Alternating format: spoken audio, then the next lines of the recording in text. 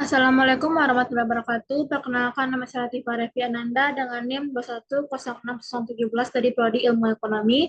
Di sini saya akan menjelaskan materi tentang perekonomian ekonomi terbuka, model Mandel, Fleming, dan exchange rate regime dengan dosen pengampu Bapak Alphonse Satrianto SEME dengan mata kuliah Teori Ekonomi Makro 2.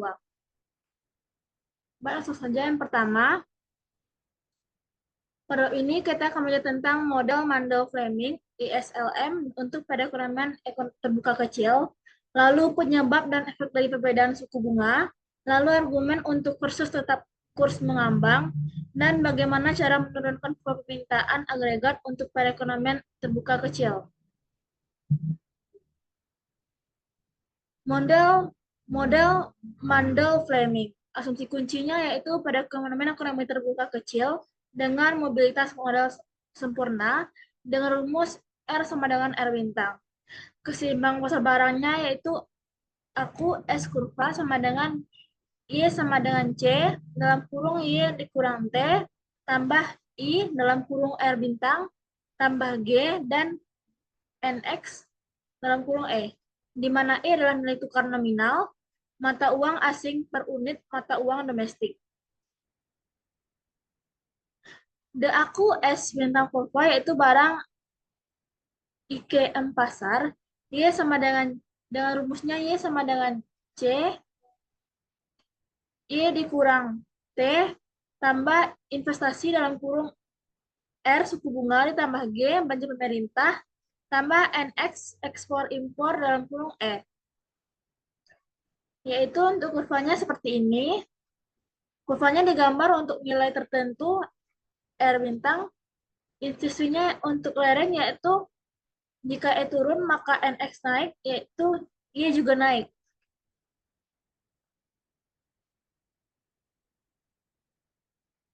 DLM kurva, ini adalah kurvanya, ini E, lalu ini LM, dan ini adalah Y, pendapatan. Dengan rumus M per P sama dengan LR dalam kurung L dalam kurung R suku bunga, Y pendapatan. DLM melengkung diambil untuk memberikan nilai dari suku bunga karena vertikal diberikan suku bunga ada hanya satu nilai pendapatan untuk menyamakan permintaan dengan pasokan. Equilibrium dalam model Mandel-Fleming yaitu dengan rumus pendapatan sama dengan konsumsi dalam kurung pendapatan dikurang pajak ditambah investasi dalam kurung suku bunga ditambah pendapatan ditambah ekspor impor dalam kurung E. M per P sama dengan L, labor, tambah suku bunga, Y. Ini adalah kurvanya. Pada titik ini yaitu keseimbangan pertukaran laju, dan ini keseimbangan tingkat pendapatan.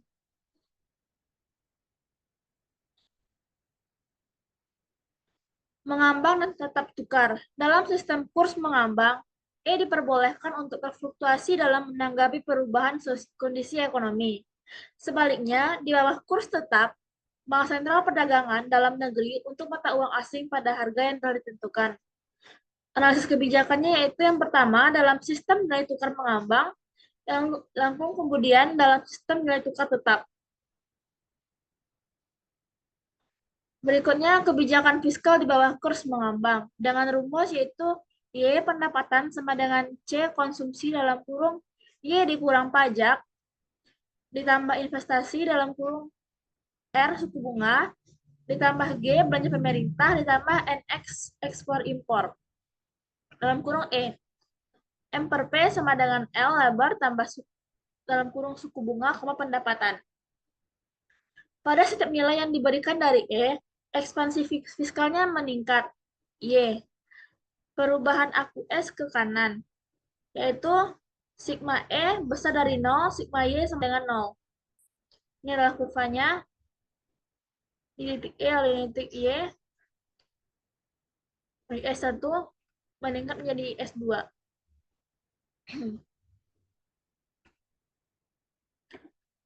Pelajaran tentang kebijakan fiskal dalam perekonomian terbuka kecil dengan mobilitas modal sempurna, kebijakan fiskal tidak dapat mempengaruhi GDP real. Berkerumun keluar, yaitu perekonomian tertutup, kebijakan fiskal banyak keluar investasi, dengan menyebabkan tingkat bunga menjadi naik. Lalu perekonomian terbuka kecil, kebijakan fiskal banyak keluar, ekspor neto dengan menyebabkan nilai tukar untuk menghargai. Lalu kebijakan moneter di bawah kurs mengambang. Dengan rumus Y sama dengan konsumsi dalam kurung pendapatan dikurang pajak ditambah investasi dalam kurung suku bunga ditambah belanja pemerintah ditambah belanja ekspor impor. M per P sama dengan L labor tenaga kerja dalam kurung suku bunga, pendapatan. Tingkat M, pergeseran LM tepat karena Y harus bangkit untuk mengembalikan EQ di pasar uang, yaitu sigma E kecil dari 0, sigma Y besar dari 0. Inilah kurvanya. E1 menurun jadi E2. Sementara LM jadi LM1 menjadi ke LM2. Begitu juga Y menjadi Y ke Y2. Pelajaran tentang kebijakan moneter. Kebijakan moneter mempengaruhi output dengan mempengaruhi komponen permintaan agregat, yaitu perekonomian tertutup. Yaitu jika M naik, R turun, suku bunga turun, lalu aku naik, dan Y menjadi naik. Sementara pada perekonomian terbuka kecil, jika M naik, E menjadi turun, dan ekspor impor naik, dan Y juga ikut naik. Mon ekspansif, kebijakan tidak menaikkan anggaran dunia, permintaan itu hanya menggeser permintaan dari luar negeri ke produk dalam negeri. Kebijakan perdagangan di bawah kurs mengambang dengan rumus sama seperti tadi, yaitu Y pendapatan sama dengan C konsumsi dikurang pendapatan dikurang pajak, ditambah investasi dalam kurung suku bunga, ditambah G belanja pemerintah, ditambah ekspor impor kurung E.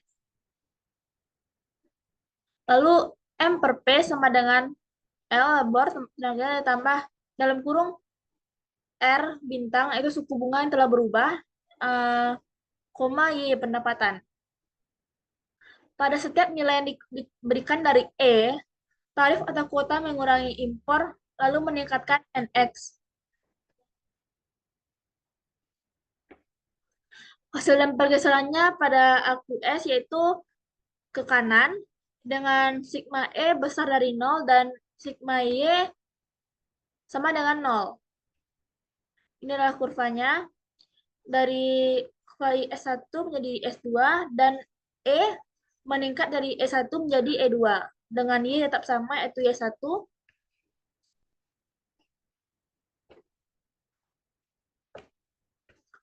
Pelajaran tentang kebijakan perdagangan, yaitu pembatasan impor tidak dapat mengurangi defisit perdagangan. Lalu yang kedua, walaupun NX atau ekspor impor tidak berubah, ada yang kurang dari perdagangan. Yang pertama, pembatasan perdagangan melalui impor. Yang kedua, apresiasi nilai tukar mengurangi ekspor. Lalu poin yang ketiga, yaitu pengurangan perdagangan, berarti lebih sedikit, yaitu keuntungan dari perdagangan. Pembatasan impor produk tertentu menyelamatkan pekerjaan di industri dalam negeri yang memproduksi produk-produk tersebut, tetapi menghancurkan pekerjaan di sektor ekspor memproduksi. Oleh karena itu, pembatasan impor gagal untuk meningkatkan jumlah tenaga kerja. Juga, pembatasan impor membuat pergeseran sektoral yang menyebabkan pengangguran friksional. Berikutnya materi kurs tetap. Di bawah kurs tetap, Bank Sentral siap membeli atau menjual mata uang domestik untuk mata uang asing pada tingkat yang telah ditentukan.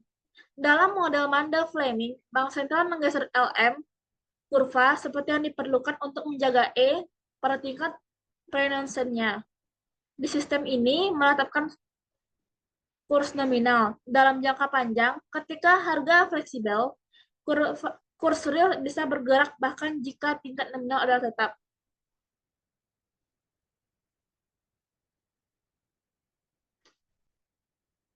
Kebijakan fiskal di bawah kurs tetap, di bawah tingkat bunga mengambang, kebijakan fiskal tidak efektif untuk mengubah output. Di bawah tingkat bunga tetap, kebijakan Kau sangat efektif untuk mengubah output. Ini pergeseran LM-nya. Delta S 0, delta S. Inilah kurvanya. Dengan tingkat E yang sama, sementara pada Y yaitu I1 menjadi Y2, lalu pada kurva IS meningkat dari IS1 menjadi IS2. Kebijakan moneter di bawah kurs tetap. Di bawah tingkat bunga mengambang, kebijakan moneter sangat efektif untuk mengubah output. Di bawah tingkat bunga tetap, kebijakan moneter tidak dapat digunakan untuk mempengaruhi output. Inilah kurvanya. Pada kurva ini LM1 dan LM2 saling mempengaruhi, dapat lihat pada tingkat ini, dan E tetap pada E1 dan Y tetap pada Y1. Kebijakan perdagangan di bawah kurs tetap. Di bawah tingkat bunga mengambang, pembatasan impor tidak mempengaruhi Y atau NX, ekspor impor. Di bawah tingkat bunga tetap, pembatasan impor meningkatkan Y, pendapatan, dan NX, ekspor impor. Tetapi keuntungan ini datang dengan mengorbankan orang lain. Inilah kurvanya. Dengan dilihat, tetap sama pada kondisi E1, E1, Y2, LM1, LM2, dan kurva IS meningkat dari IS1 menjadi IS2 dengan E yang sama. Ringkasan dari model dari efek kebijakan dalam model Mandel-Fleming, jika rezim nilai tukar mengambang, itu berdampak pada Y, E, dan NX. Pada Y, ekspansi fiskalnya yaitu 0, lalu E-nya menjadi meningkat dan NX-nya menurun. Kalau pada sen ekspansi, Y-nya meningkat, E-nya menurun, dan NX-nya juga meningkat. Lalu dampaknya pada pembatasan impor, jika Y-nya adalah 0, maka E-nya meningkat dan NX-nya juga 0. Sementara jika rezim nilai tukar tetap, itu akan berdampak pada ekspansi fiskalnya Y-nya naik, E-nya 0, dan NX-nya juga 0. Lalu sen ekspansinya yaitu Y-nya 0, E-nya 0, dan NX-nya juga 0.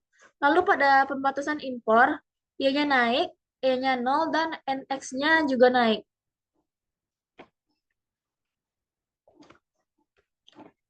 Perbedaan suku bunga. Dua alasan mengapa R suku bunga mungkin berbeda dari R bintang. Yang pertama yaitu risiko negara.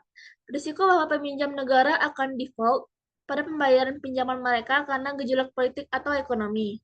Pemberi pinjaman memerlukan tingkat bunga yang lebih tinggi untuk mengimbangi mereka untuk risiko yang tinggi. Lalu diharapkan perubahan nilai tukar. Jika nilai tukar suatu negara diperkirakan turun, maka peminjam harus membayar bunga yang lebih tinggi untuk mengkompensasi pemberi pinjaman untuk depresiasi mata uang yang diharapkan.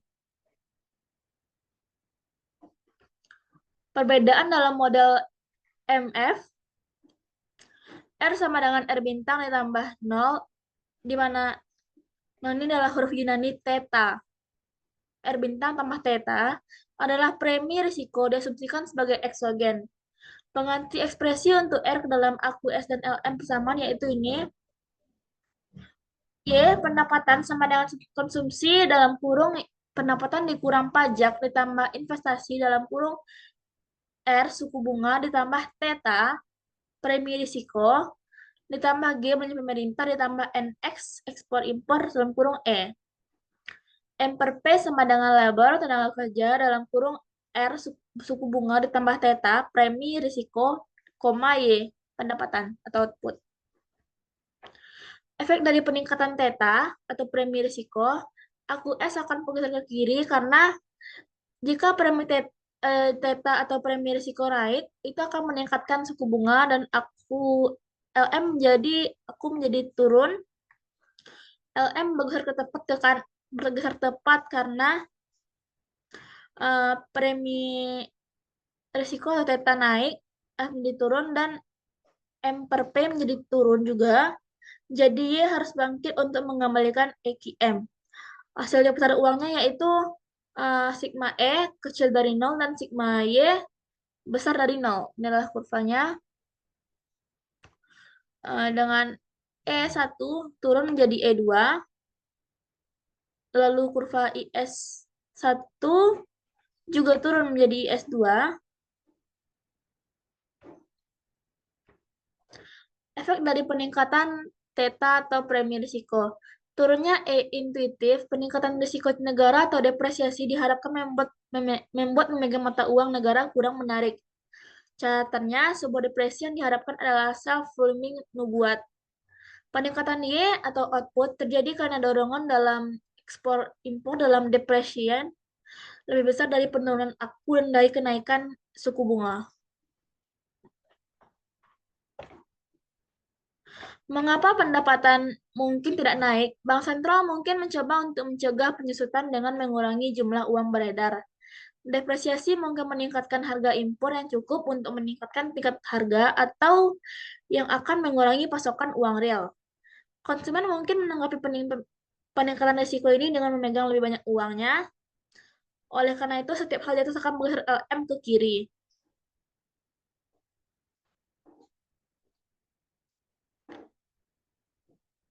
Ini adalah kasus peso di Meksiko.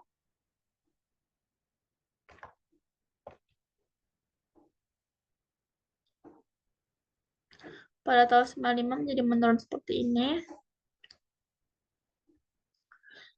Krisis peso tidak hanya menyakiti Meksiko, yaitu yang pertama barang AS Amerika Serikat lebih mahal untuk Meksiko. Perusahaan Amerika Serikat kehilangan pendapatannya, lalu ratusan kebangkrutan bersama pembatasan AS Meksiko. Lalu aksen Meksiko senilai kurang dalam dolar, yaitu akan berkurangnya kekayaan dari jutaan warga Amerika Serikat. Memahami krisis. Pada awal 90-an, Meksiko adalah tempat yang menarik untuk investasi asing. Selama tahun 1994, perkembangan politik menyebabkan peningkatan premi risiko Meksiko dalam kurung Theta. Pemberontakan petani di Chiapas, lalu pembunuhan calon presiden terkemuka. Faktor lainnya yaitu Federal Reserve menaikkan suku bunga Amerika Serikat beberapa kali selama 1994 untuk mencegah Amerika Serikat inflasi, yaitu sigma R bintang besar dari nol. Memahami krisis, peristiwa ini memberikan tekanan ke bawah pada peso. Bank Sentral Meksiko telah berulang kali berjanji investor asing bahwa itu tidak akan membiarkan nilai peso jatuh, sehingga beli peso dan dolar dijual ke menopang nilai tukar peso. Melakukan hal ini mensyaratkan bahwa Bank Sentral Meksiko memiliki cadangan 5 miliar dolar. Cadangan dolar dari Bank Sentral Meksiko yaitu pada tahun Desember 1993 yaitu 90 juta dolar. Lalu pada tahun 17 Agustus lalu pada tanggal 17 Agustus 1994 yaitu 170 juta dolar. Lalu pada Desember 1994 90 juta dolar. Selama tahun 1994, Bank Sentral Meksiko menyembunyikan fakta bahwa cadangan mereka sedang habis. Lalu bencana, pada tanggal 20 Desember, Meksiko mengurangi nilai peso sebesar 13%. Perbaikan pada 25 sen bukan 29 sen. Investor juga terkejut, mereka tidak tahu Meksiko kehabisan cadangan. Lalu ketika teta naik atau premi risiko naik, investor membawa Meksiko dan menaik modal mereka dari Meksiko. Sedangkan pada tanggal 22 Desember, cadangan bank sentral hampir hilang. Ini meninggalkan suku bunga tetap dan memungkinkan mengapung. Kurs mengapung. Paket penyelamatan. Pada 1995, Amerika Serikat dan IMF menyiapkan 50.000 dolar jalur kredit untuk memberikan jaminan pinjaman untuk pemerintah Meksiko. Ini membantu memulihkan kepercayaan di Meksiko, mengurangi premi risiko. Setelah resesi sulit pada tahun 1995, Meksiko memulai pemulihan yang kuat dari krisis.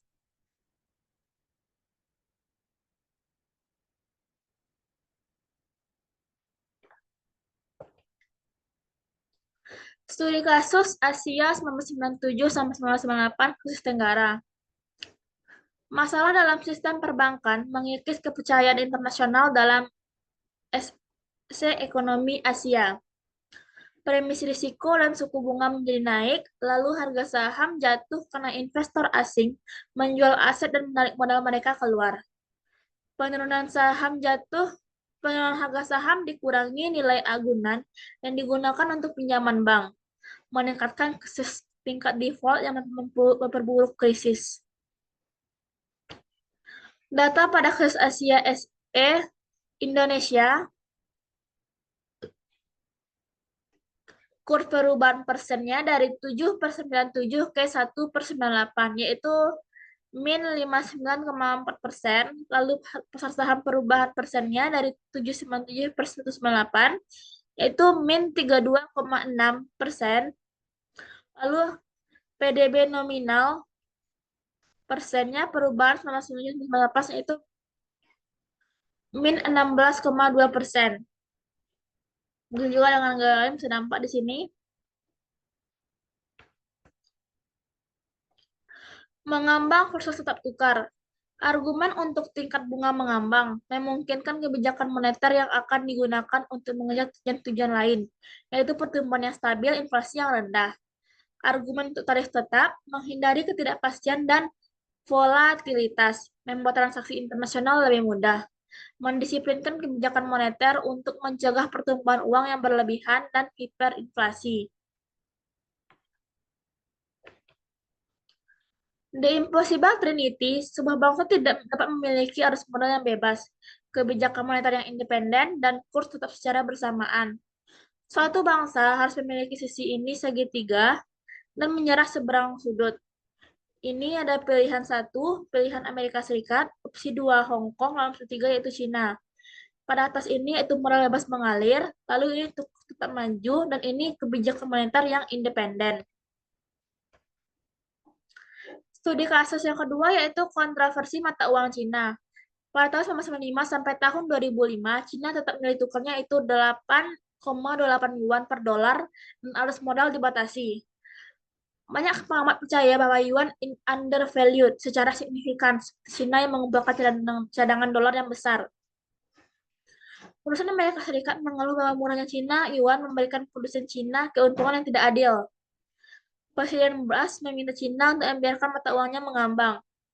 Lainnya di Amerika Serikat ingin tarif atas barang-barang Cina. Jika Cina membiarkan yuan mengambang, mungkin memang menghargai.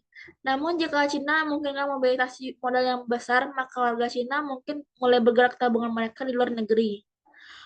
Keluar modal tersebut dapat menyebabkan yuan terdepresiasi daripada menghargai. Mandel Fleming dan agregat demand melengkung. Sejauh ini dalam model Mandel Fleming, P telah diperbaiki. Berikutnya untuk memperoleh agregat demand kurva, mempertimbangkan dampak dari perubahan di P dalam model Mandel Fleming. Yaitu persamaannya adalah ini. Sebelumnya dalam bab ini P adalah tetap, jadi kita bisa menuliskan NX ekspor impor sebagai fungsi dari E. Menderivasi agregat demand melengkung. Mengapa agregat demand memiliki kemiringan yang negatif, yaitu ketika P naik, M per P menjadi menurun, lalu menggeser ke kiri. Ini adalah kurvanya.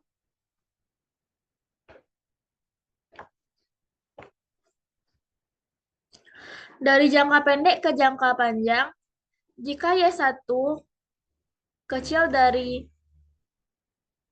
Y, maka ada tekanan pada harga. Lalu P akan bergerak turun, menyebabkan M per P naik, E turun, NX naik, dan Y naik. Ini adalah kurvanya.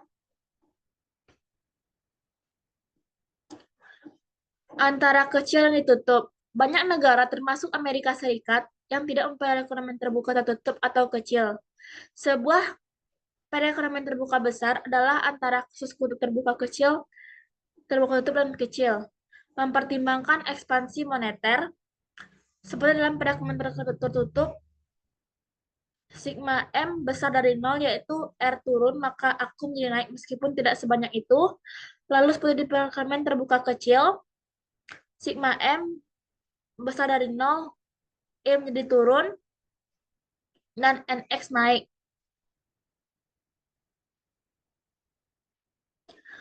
Bab ringkasannya, yang pertama modal Mandel-Fleming, model ISLM untuk pada ekonomi terbuka kecil, dibutuhkan P seperti yang diberikan. Dapat menunjukkan bahwa kebijakan dan guncangan mempengaruhi pendapatan dan kurs. Lalu yang kedua, kebijakan fiskal. Mempengaruhi pendapatan di bawah kurs tetap, tapi tidak di bawah kurs mengambang. Yang ketiga, kebijakan moneter. Mempengaruhi pendapatan di bawah kurs mengambang. Di bawah kurs tetap, kebijakan moneter tidak tersedia untuk mempengaruhi output. Lalu yang keempat, perbedaan suku bunga.